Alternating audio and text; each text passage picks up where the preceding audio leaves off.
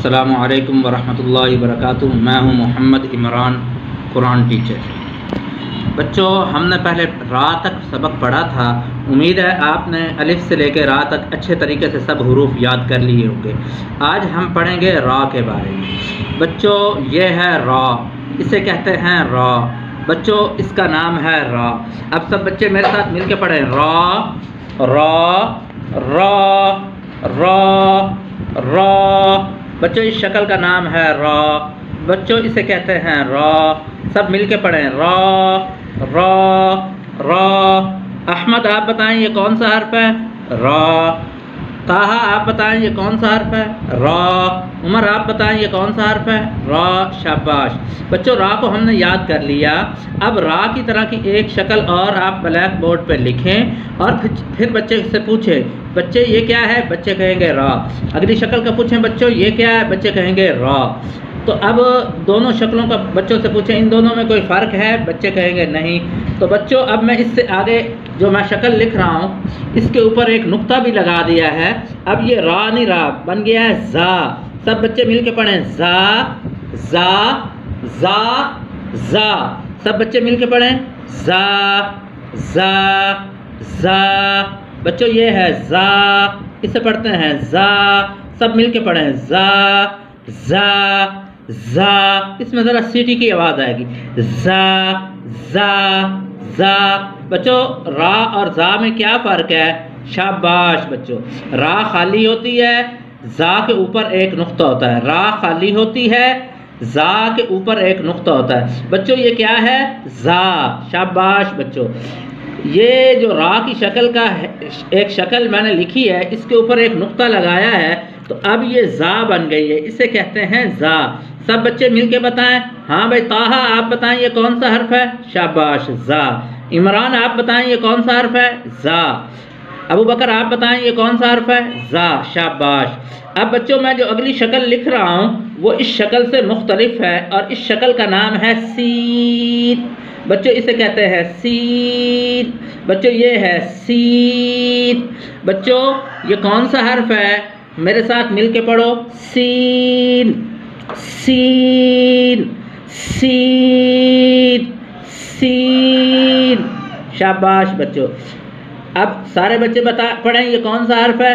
Scene सीन सीन। शाबाश बच्चों। ये 3 सिरों वाली इस शक्ल का नाम है सीन। हाँ बच्चों, ये कौन सा हर्फ है? सीन। शाबाश। अब जिस तरह पहले हमने इनफरादी तौर पे बच्चों से सवाल किया था, तो इसका भी सवाल करेंगे, बच्चों से पूछेंगे। 3-4 बच्चों को जब याद हो जाए, अच्छे तरीके से ये हर्फ याद हो जाए, तो अब अगले हर्फ पे हम जाएंगे। बच्चों, ये कौन सा हर्फ है? मैंने सीन की तरह की एक और सीन लिखनी है। जिस तरह ये सीन है, इसी तरह आगे एक और सीन ही लिखी जाए और बच्चों से दोनों का पूछा जाए। बच्चे कहेंगे सीन है। अब सीन के ऊपर मैंने 3 नुक्ते लगा दिए हैं, तो ये कौन सा हर्फ बन गया? बच्चे नहीं बताएंगे क्योंकि उन्होंने पहले नहीं पढ़ा हुआ, तो उनको बताएं ये सीन था और ये है शीन। हाँ बच्चों, ये है शीन शीन। 3 मरतबा बच्चों को बताएं कि ये है शीन।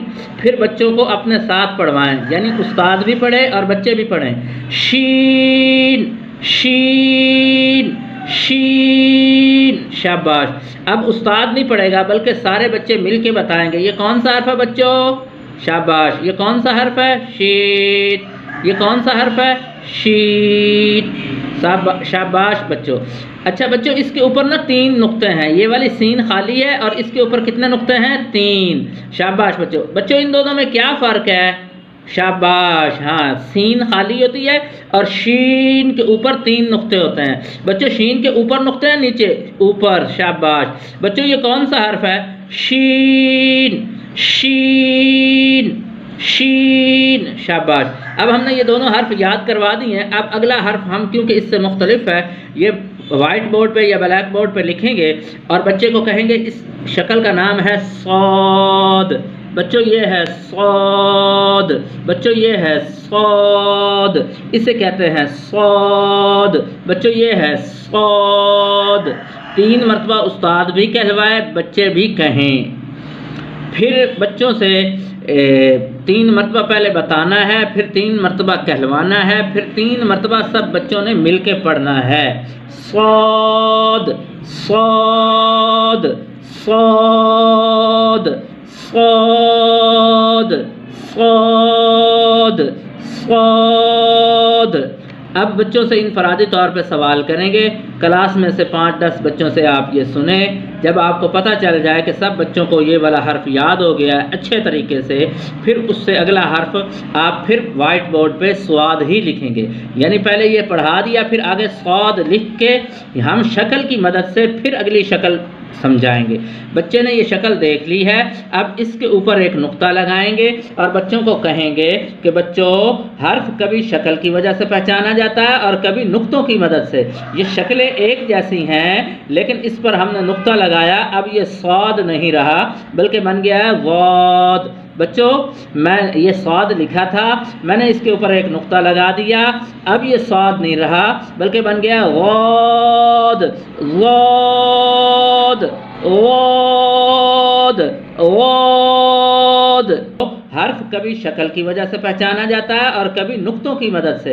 ये शक्लें एक जैसी हैं लेकिन इस पर हमने नुक्ता लगाया, अब ये स्वाद नहीं रहा बल्कि बन गया है वाद। बच्चों मैं ये स्वाद लिखा था, मैंने इसके ऊपर एक नुक्ता लगा दिया, अब ये स्वाद नहीं रहा बल्कि बन गया वाद वाद वाद वाद वाद।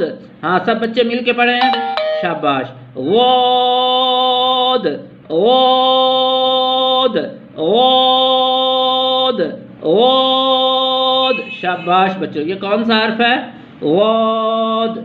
अच्छा इन दोनों में क्या फ़र्क है? सौद खाली है और वाद के ऊपर एक नुक्ता है। शाबाश बच्चों। अब बच्चों को ये दोनों शक्लें याद हो गईं। अब इसके बाद जो है ना हम यहाँ से लेके ज़ा से लेके वाद तक, रा से लेके वाद तक बच्चों को अच्छे तरीके से याद करवाएंगे।